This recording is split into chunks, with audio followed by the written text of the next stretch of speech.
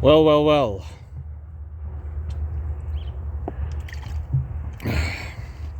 So I've been sitting on this the whole day. Just want to put this down, guys.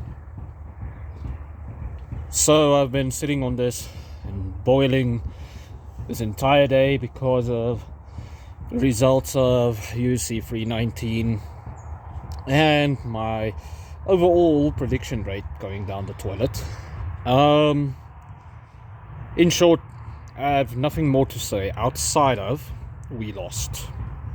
My predictions was wrong, that means I lost. And then on top of that, Dricus to Plessis lost versus Khamzat. Carlos Prates beat Jeff Neal, although I'm giving him some props there. It was a very unique attack. And then Lerone Murphy at least got my prediction there spot on for him beating Aaron Pico, but he did it not via decision, etc., but via spinning back elbow, which is kind of crazy, and the perfection he landed it with. Damn. MVP beat Cannonier, and who else did I pick? I picked 5 fights. I'll go check, because I've been steaming the whole day. I didn't really do anything else outside of think about the main event. I had to correct a few people in comments, defend myself in some comments, had some debates about other topics, etc. But it all stems from this big loss. Because, let me go over what I saw and what I thought about while this was happening.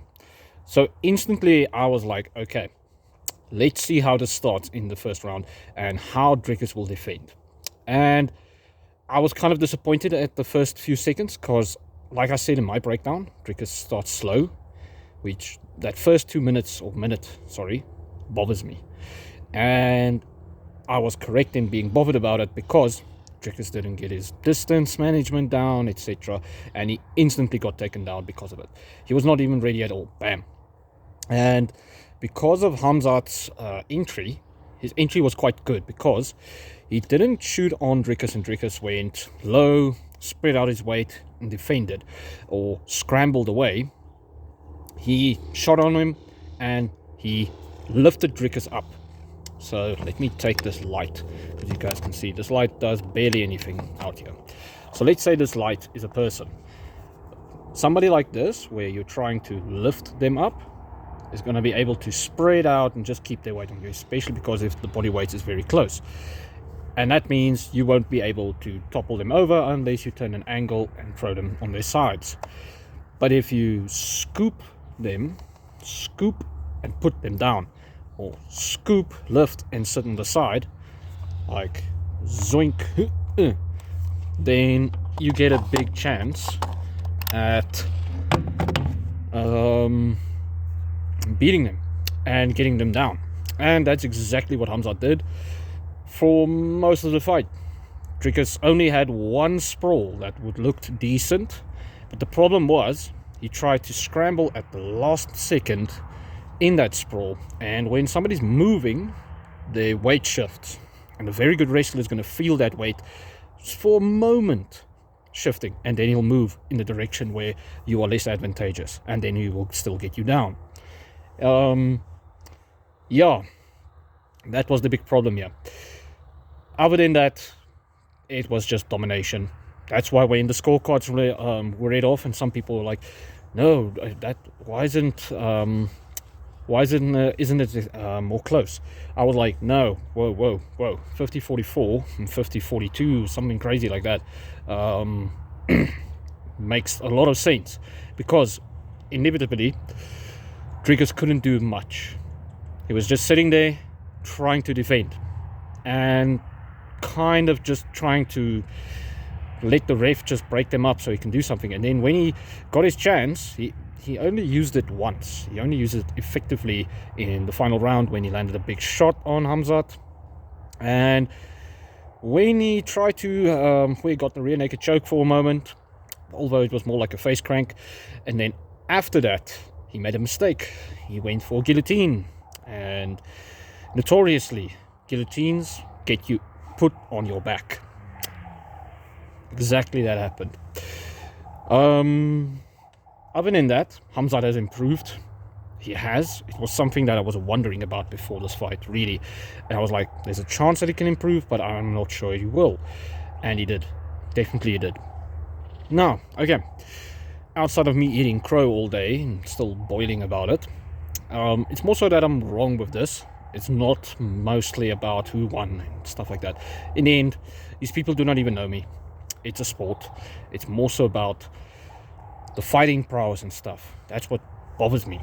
And now I'm thinking, like, while the post-fight interviews were being done in the cage, my brain instantly went off. I was like, oh no, we have Hernandez waiting, Imavov, Kai Barallo, RDR.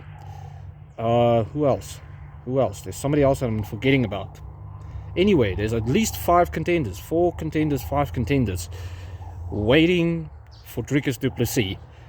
It's a shark pool, and they're also waiting for Khamzat. So if Dricus wants to regain the win versus Khamzat, if he could improve that much in that time, which that's also so hard to ask.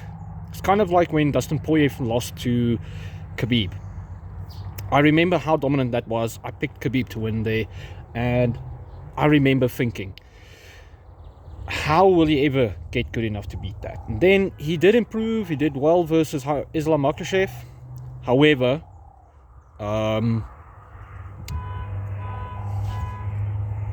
hold on, guys. Let me just go check something. I do not know what that was about, but yeah, somebody wasn't happy with somebody out there. And yeah. Anyway,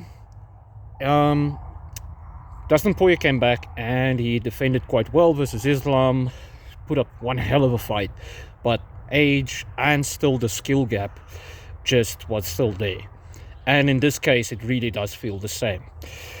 And especially with all the killers that are just waiting in the top 5 or so. And the funny part is, when Strickland tweeted about it, and he was like, I'm the only one that can defend and stuff like that. Hold on, guys. I actually were thinking, I was like, no, Strickland, one, you just lost versus DDP. Plus, no, I really doubt that this is the fight that you will get back or get you the title again. Same with Paulo Costa. Same with many guys. Church bells. And these guys are going to get phased out. Like Cannonier was a prime example when he lost to MVP. Dricus just got phased out. Essentially. Hold on, guys. I'm back. Sorry, guys. Dangerous area, dangerous country, etc. See? This is why I often don't do this outside, because of all the interruptions and stuff. Anyhow, so the division is filled with killers. For Dricus, Sean Strickland, Costa, Whittaker, Izzy, especially Izzy, poor Izzy, in my opinion, and Cannonier as well, but he's already out of that top 5 situation. So what I think is going to happen is all these guys are going to get slowly faded out. And the problem with Dricus' situation is he still has the skill to improve enough to be a top contender, but will he be like Khamzat's level? That's the crazy part. And guys like Fluffy Hernandez has shown some promise. RDR has definitely, and he definitely has the groundwork, like the ground skill to prove it. Same with Imavov. Kai has he's very well rounded, very dynamic, but I think he is the one that's going to get stopped or just pushed down the ladder faster. So I don't know. For Dricus, I just want to get into one thing. For this fight, a lot of people were like, no, you do not have the right to say this fight was boring because of the wrestling. And funny enough, if you go watch every time the wrestlers fight, I mention it in my predictions. It's fine to have wrestling, etc. But when somebody is hugging somebody against the cage, kneeing their thigh, or sitting on top of them and punching them like this, bonk, bonk, bonk. That's like a baby hitting you with a play toy. That's not entertaining. When they're constantly improving position and stuff, that is interesting. When they're slamming their opponent around, that is interesting. When they're controlling him literally by just chucking him around, like think Khabib. I can just mention so many fights of Khabib. That was so much more entertaining. Even Usman was a bit more entertaining for me in his title reign. People didn't respect that man. They didn't. And yeah, somebody actually said it in a different video that Usman versus Masvidal 1 was more interesting for them, or more entertaining than this fight. And I fully agree. Fully agree. Merab versus Umar Nurmagomedov was crazy interesting and entertaining in comparison to this. See, that is a better fight. Ankalaev versus Pereira, boring as crap. This, even worse. Way worse. And to say somebody is not allowed to find this boring is cope. It's just cope. I feel that people need to understand, if there's a bit more damage dealt, like think Colby versus Lawler. Colby versus Lawler was a good example of just a sheer beatdown on the ground. Edson Barbosa versus Khabib. Sheer beatdown. Absolute destruction. Who else? Yoel Romero versus Machida. When he finally took him down, it was just like, yep, bam, smashes his face with elbows. That is a lot more entertaining than this. And it's just the truth. And people saying, oh no, it's DDP's fault for not getting up or having the skills. No, it's a mix of things. It's a mix of things. Both of them are in the wrong here. If Khamzat didn't just want to win the title and wanted to be a bit more entertaining, he could have slugged it out for a few seconds in a safe way, because you can still do it in a safer way, by the way. Enter, exit, if you're in range, out of range. If you guys understand what I'm saying. And then you can still trade with somebody without getting your brains bashed in. Especially if you're a smart striker, you can get away from the guy's punches every time. Which means the exchanges will be cool, but the opponent won't land on you. Think Max Holloway versus Justin Gaethje. It was the last few seconds. Because Gaethje wasn't really landing on Max. Anyway, it is what it is. And yeah, I'm not going to go too in depth on it. It doesn't need to. Everybody else is going to break it down on that level. I'm just more worried about what is Dricus' future. Will he become a Dustin Poirier in his prime from here?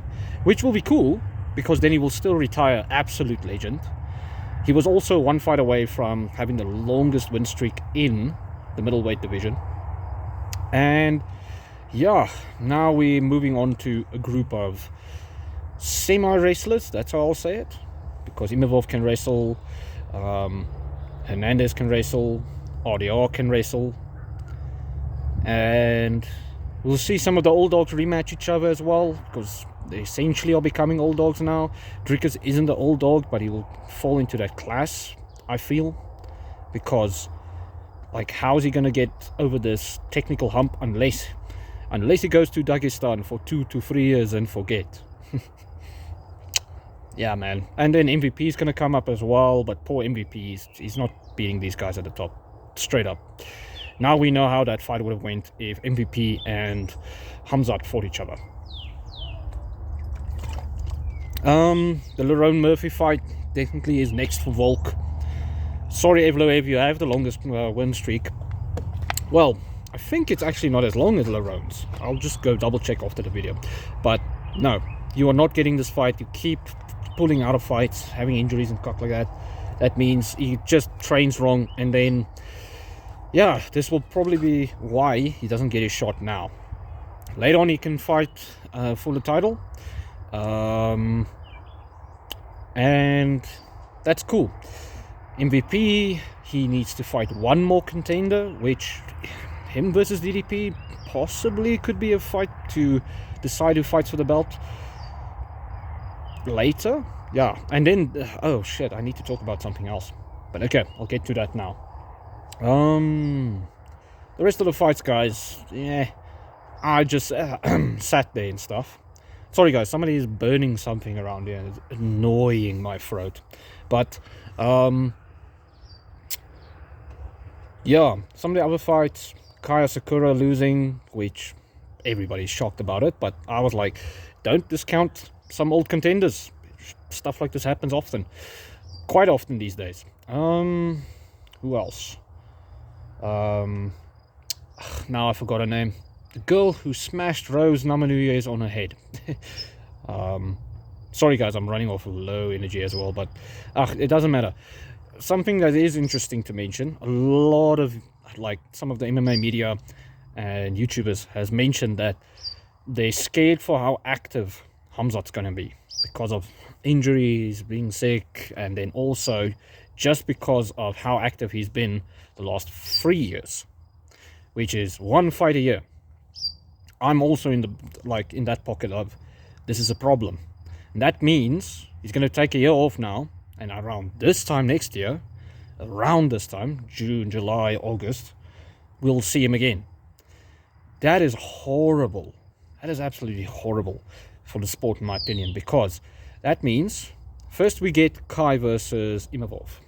Then the winner of that will be facing Khamzat this time next year. That's 1 year.